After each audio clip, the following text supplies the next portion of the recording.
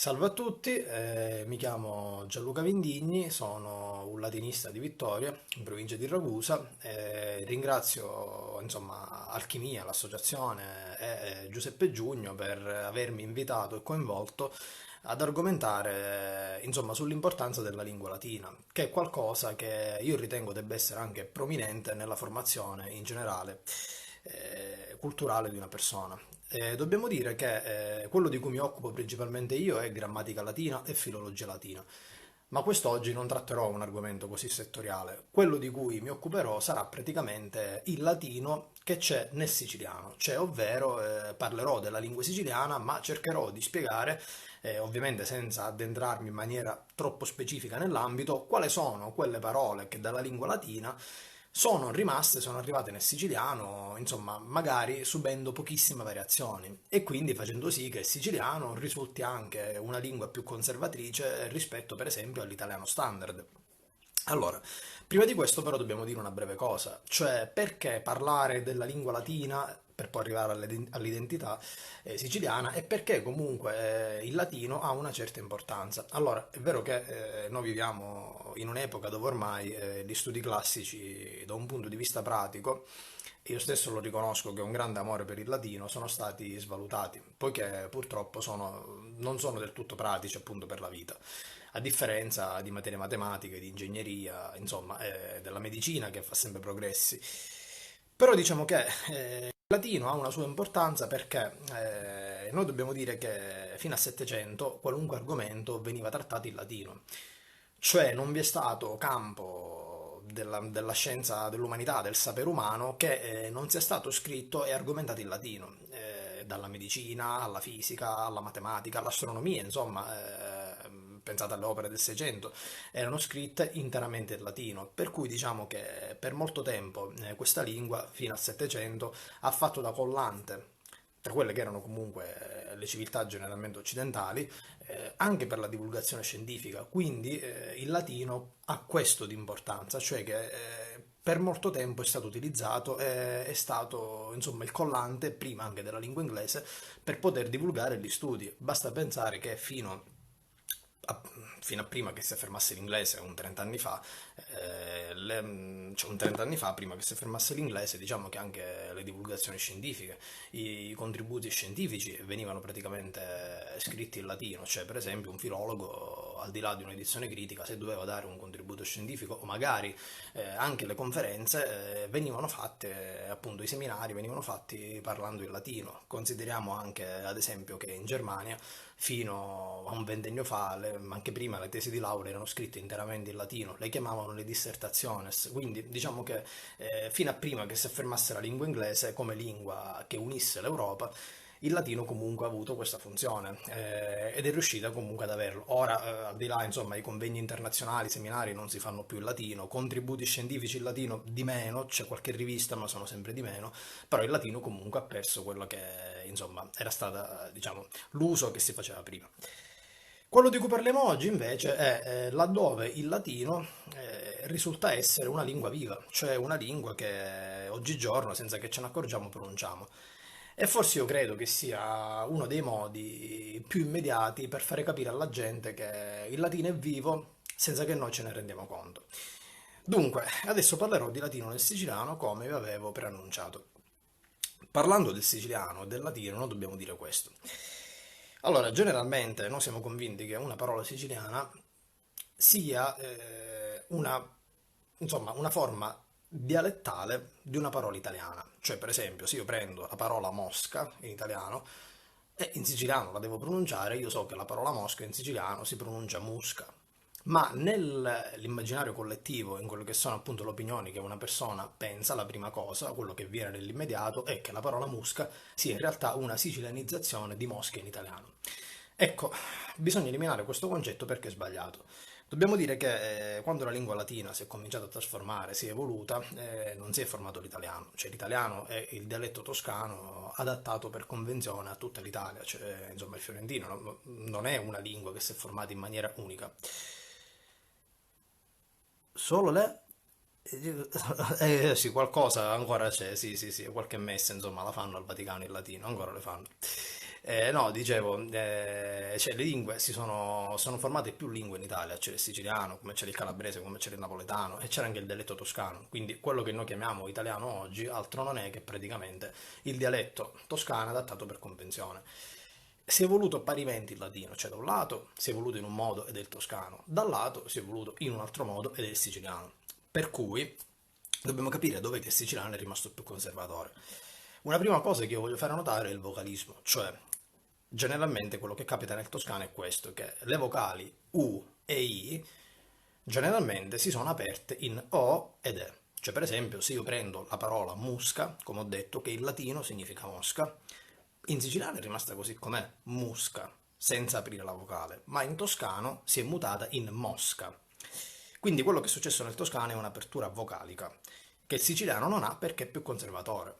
Se io prendo ad esempio la preposizione o avverbio supra, che significa sopra, in toscano c'è stata l'apertura vocalica, ma quello che noi abbiamo in siciliano è la parola supra, come appunto in latino. Per cui se noi diciamo musca e supra, non stiamo sicilianizzando le parole italiane mosca e sopra. Noi stiamo continuando a ripetere quelle parole come i latini le pronunciavano qui in Sicilia anche prima, perché non si sono mai evolute del tutto, poiché la lingua siciliana è rimasta più conservatrice e quindi ha conservato anche parte del vocalismo, che è diverso di quello latino, però diciamo che molto spesso si rivela molto più conservatore questo dialetto. Dobbiamo dire che questa è la prima cosa, anche la vocale I che si apre in E. Se prendo per esempio la parola vetro, in latino si diceva vitrum. Allora, noi in siciliano diciamo uvitru, non diciamo vetro, ma quando diciamo uvitru noi non stiamo sicilianizzando l'italiano vetro, ma semplicemente stiamo riproducendo questa parola come se pronunciata per secoli e come non è mai cambiata dal punto di vista vocalico, poiché i latini la pronunciavano così. Quindi questa è una prima cosa sulla quale appunto voglio soffermarmi, cioè sul fatto che praticamente il vocalismo è stato molto più conservatore, insomma il siciliano sotto questo punto di vista si rivela molto più conservatore. Quindi questo è un primo punto da attenzionare. Basta pensare anche, non so, alla parola pesce. Il latino era piscis. In siciliano si dice upisci, se io parlo in toscano, cioè in italiano dico il pesce, ma dire upisci non significa sicilianizzare pesce dal toscano, no, significa continuare a produrre, cioè a riprodurre, a parlare utilizzando quella parola come era il latino, cioè pisci, piscem l'accusativo, perché derivano dall'accusativo. Quello che dobbiamo dire innanzitutto è questo, il vocalismo. Un'altra cosa che vorrei fare notare, per dimostrare appunto che il siciliano ha mantenuto qualcosa che poi il toscano ha perso, cioè che l'italiano non ha più del latino, ma che invece continua ad avere il siciliano, è la desinenza del neutro. Dunque, le lingue classiche, sia il greco che il latino, avevano tre generi, a differenza dell'italiano. Avevamo il maschile, avevamo il femminile e avevamo anche il neutro. Generalmente il neutro era utilizzato per gli esseri inanimati, per i metalli tipo aurum, l'oro, plumbum, il piombo, ferrum, il ferro e così via. Raramente per nomi di persone, per esempio lo schiavo era neutro, si diceva in latino mancipium, che è un termine composto da manus e capio, cioè preso con mano e quindi praticamente acquisto, ciò che viene acquistato, ma lo schiavo comunque non aveva dignità, insomma ricordiamo che era un instrumentum vocale, come lo chiamavano, cioè uno strumento appunto adatto a parlare, cioè uno strumento che poteva parlare ma era un oggetto. Questo era il senso che i latini avevano dello schiavo, per cui è una di quelle poche parole neutre che si riferisce a un essere animato, cioè mancipium che è schiavo, ma in realtà lo schiavo è una persona.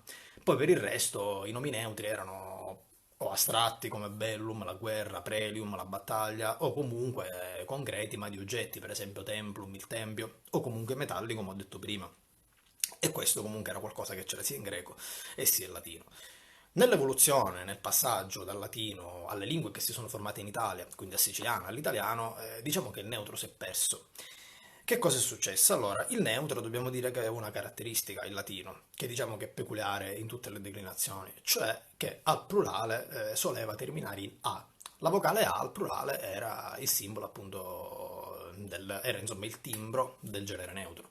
Cioè per esempio se io prendo templum templi, dalla seconda declinazione neutro, che significa tempio, e devo dire al plurale i templi, dirò templa, cioè la desinenza era là, quindi bellum è guerra, ma bella sono le guerre, e così via. Per cui quello che dobbiamo dire è questo, che questa desinenza plurale A, visto che il neutro non c'è più, in parte si è estinta o ha dato vita a un altro genere, questo nel toscano. Cioè vi faccio un esempio. Noi del neutro abbiamo dei residui, per esempio braccio, si diceva in latino brachium. Brachium era neutro, nonostante sia una parte di un essere umano, il braccio era neutro. Se devo dire al plurale le braccia, neutro farebbe brachia, ma noi ne abbiamo un residuo nell'italiano, cioè il braccio, brachium, ma le braccia, brachia, ed è un residuo di quel neutro, che finiva così appunto in latino, terminava in A. La stessa cosa vale per ovum, che significa l'uovo, ma al plurale ova, le uova. Quindi quello che io ho del neutro sono, diciamo, dei residui nella lingua italiana, che però comunque non hanno più un genere neutro. A volte sono diventati anche collettivi. Pensiamo lignum, lignum è legno, ma al plurale ligna sarebbe la legna, cioè la desinenza a, che indicava il neutro plurale in origine, è poi divenuta femminile singolare.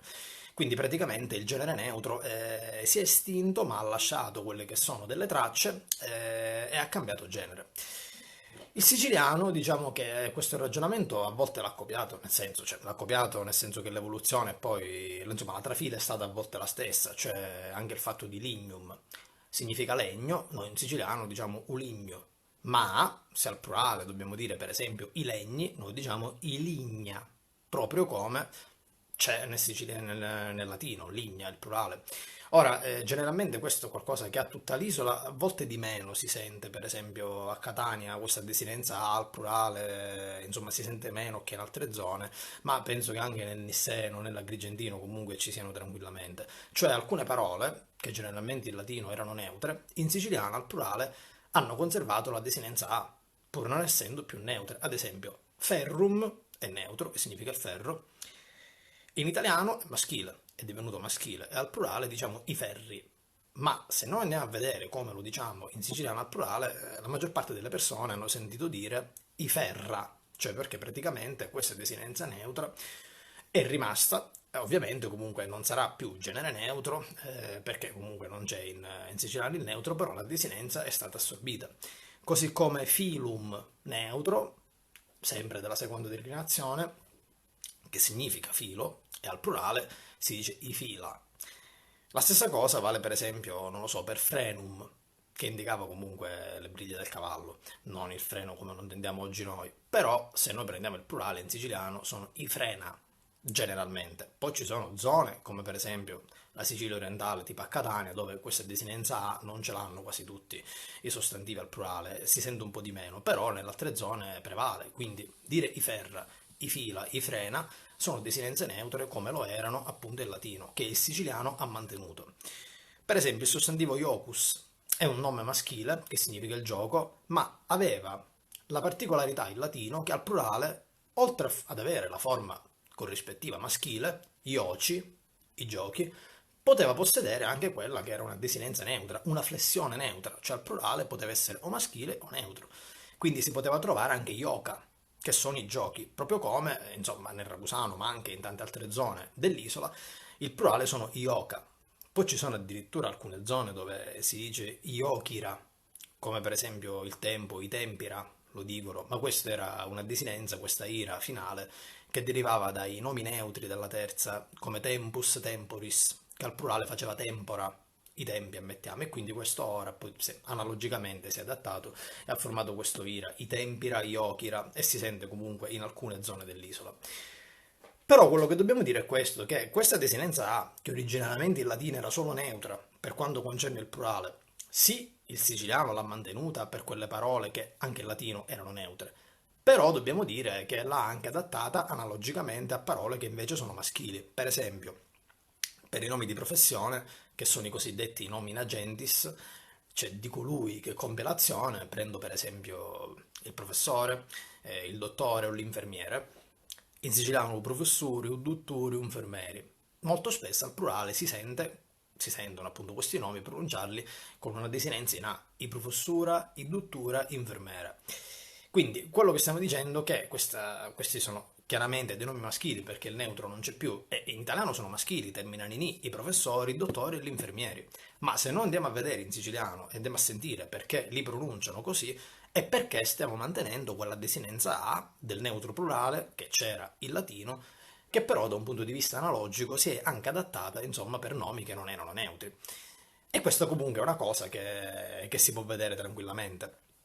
Poi un'altra cosa che possiamo dire al di là di questo è che ci sono tante parole che non hanno subito un mutamento, cioè pensate per esempio al termine ruota, che in latino si diceva rota. Ecco, quello che è avvenuto nel toscano è questo, cioè praticamente la vocale O si è aperta e si è formato il dittongo uo, cioè da rota a ruota.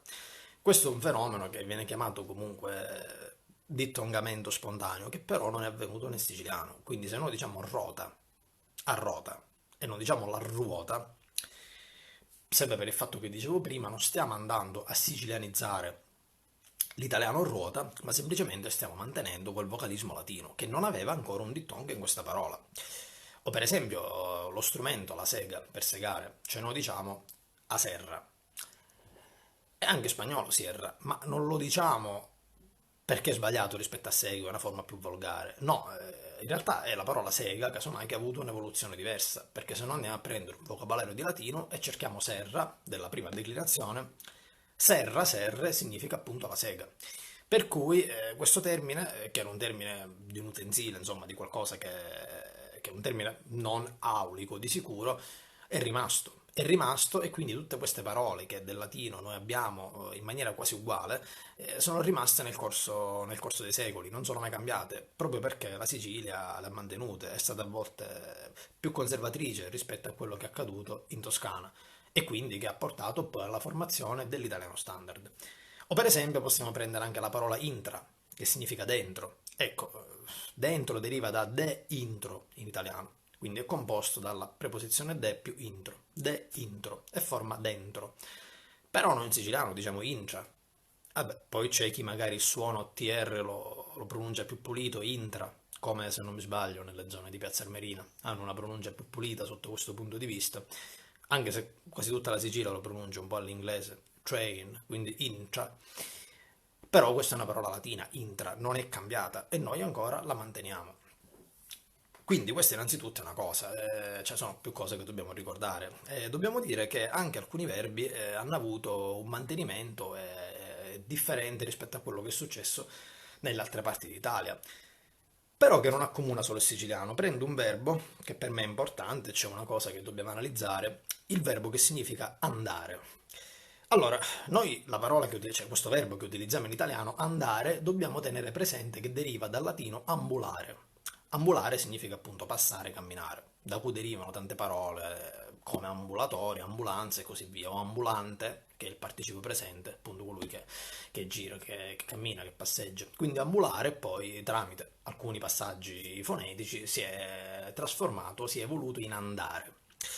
Allora, quello che dobbiamo dire è che però in latino andare non si diceva solo ambulare, anzi ambulare diciamo che era un termine che non era diretto, non era proprio del linguaggio comune. Il verbo che veniva utilizzato in latino per indicare andare era il verbo ire, eo is ivi itum ire, che significava andare.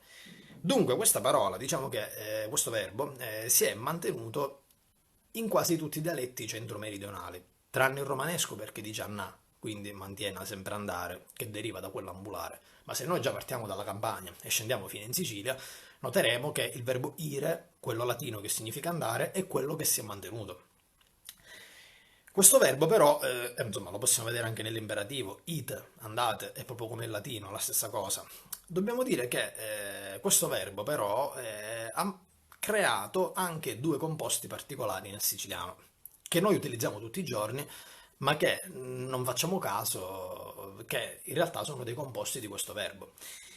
Per esempio, uno è il verbo susirisi, che significa alzarsi. Allora, sursum o susum in latino è un avverbio che significa in alto. Pensate a sursum corda, cioè in alto i cuori. Ma anche susum, variante di sursum, si trova nel vocabolario perché c'era il latino. Susum più ire, che significa andare in alto, forma il verbo susiri, da cui deriva appunto alzarsi. Quindi questo è un primo composto del verbo ire e noi non ci facciamo quasi mai caso, però susiri appunto è un altro composto di questo verbo latino che si è mantenuto nel siciliano e che è rimasto più vivo di quello che crediamo. Un altro è invece il verbo ciasiri, che sarebbe composto di trans più ire. Trans significa oltre, quindi transire, che poi ha dato in italiano il verbo transitare, la parola transito, ha subito un altro, insomma, un mutamento di significato nel siciliano, cioè andare oltre, oltre che transitare, è finito per indicare andare oltre la soglia di una porta, la soglia di un cancello, di un ingresso e quindi entrare. Per cui transire si è ridotta a trasiri. Poi il fatto che transire la N, questa nasale alveolare, sia caduta e noi abbiamo trasiri, è una cosa normale, perché quando c'era il digramma, il gruppo consonantico NS, diciamo che solitamente i latini questa N non la pronunciavano. Quindi è molto probabile che transire, anche in latino, che significava transitare, venisse pronunciato trasire. Ecco. E questo è un passaggio che c'è stato anche nell'italiano, motivo per cui, per esempio, institutum è divenuto istituto, senza la N. O per esempio, non lo so, ce ne saranno tanti altri, però insomma, questo, per esempio, mensis, il mese, noi diciamo mensile nell'aggettivo, ma quello è un cultismo, è un termine che è stato appunto ricavato apposta, è un latinismo, un cultismo, mentre il termine che noi utilizziamo mese ha avuto la soppressione appunto della nasale alveolare, mese, e quindi non lo sentiamo perché anche i latini lo pronunciavano così, quindi poi si è direttamente evoluto nel passaggio da quello che è il latino all'italiano.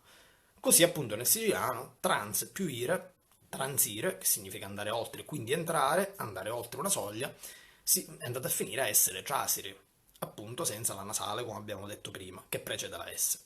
Quindi questi tre verbi, ire, susiri e trasiri, sono composti del verbo eo, che il siciliano per esempio ha mantenuto in maniera, diciamo, molto, insomma, ha mantenuto differenza di quello che è l'italiano standard, che è il toscano, che questo verbo l'ha soppresso del tutto, perché ricorre ad andare, che come ho detto prima, deriva da ambulare. Poi quello che dobbiamo dire è questo, cioè dobbiamo dire che ci sono anche altri verbi che, insomma derivano sempre dal latino, che non hanno avuto quella che è un'evoluzione nell'italiano, addirittura non ci sono proprio stati, ma sono rimasti nei dialetti anche centro-meridionali da un punto di vista regionale, e quindi sono dei regionalismi, e ora andiamo a vedere quali sono. Per esempio, vi prendo il verbo moveo, significa muoversi. Se il paradigma lo andate a vedere, il latino fa così: moveo moves, movi, motum, movere. Allora, motum, da cui deriva il moto, il movimento, diciamo che corrisponde a quella che è la forma intensiva di questo verbo, probabilmente tarda, che sarebbe motare, che significherebbe muovere più spesso. Insomma, pensiamo noi a dire, il cui supino di dico era dictum, la forma intensiva dictare significa dettare, cioè dire più spesso e quindi dettare. Per cui motum, motare, significa muovere più spesso e quindi continuare a muovere.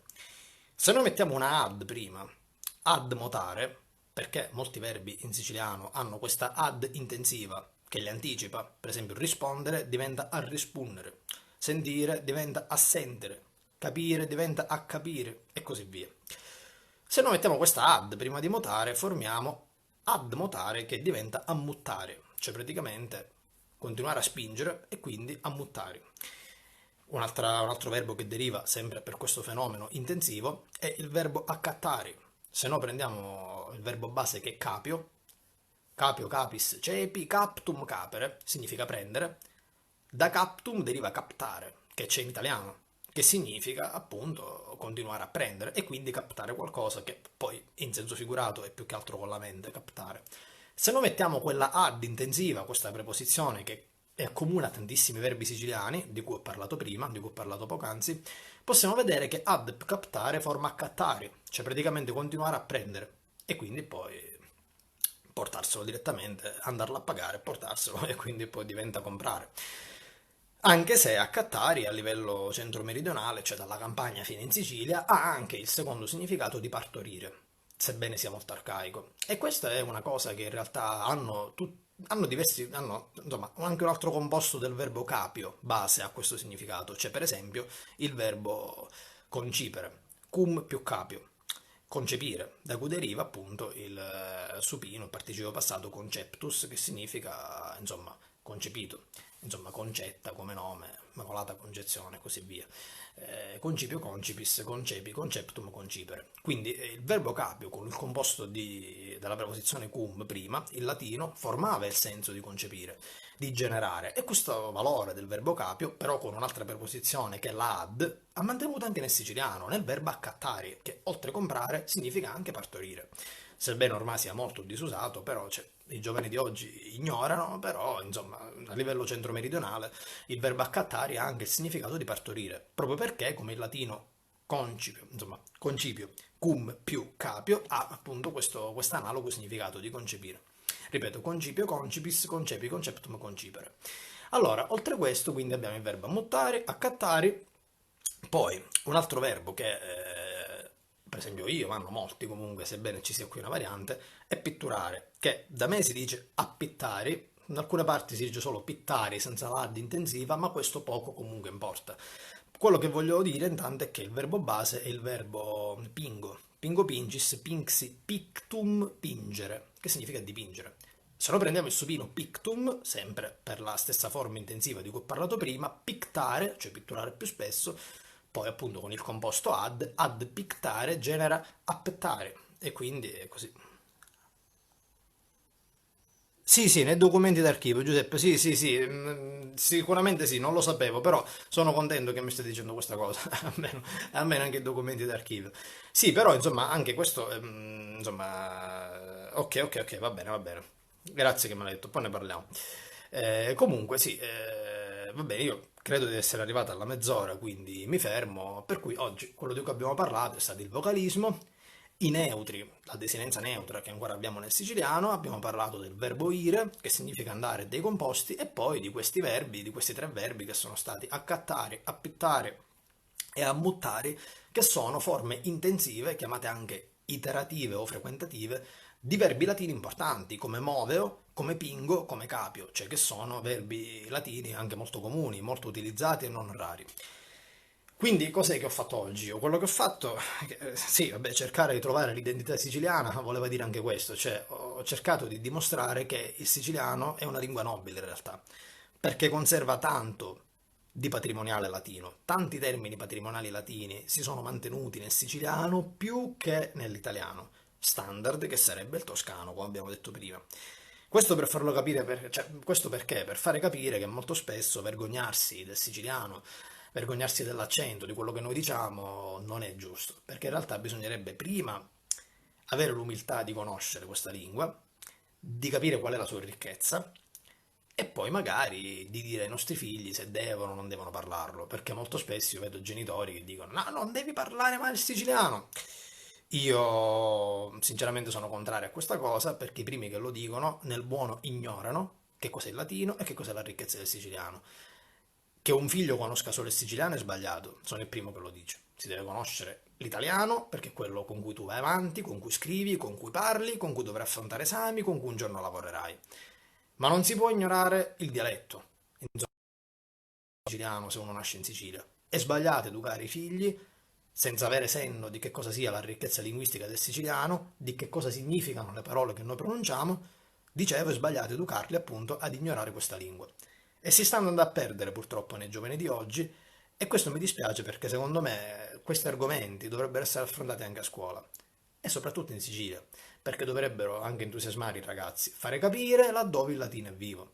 Cioè, un professore poi in classe può fare quello che vuole, se ha tempo può fare anche questi ragionamenti, ma è un peccato che molto spesso questo aspetto venga trascurato, sempre per il fatto che il siciliano ha una certa cadenza che è marcata, che come diciamo noi è zaurda se uno parla, quindi deve evitare del tutto di pronunciare questa lingua.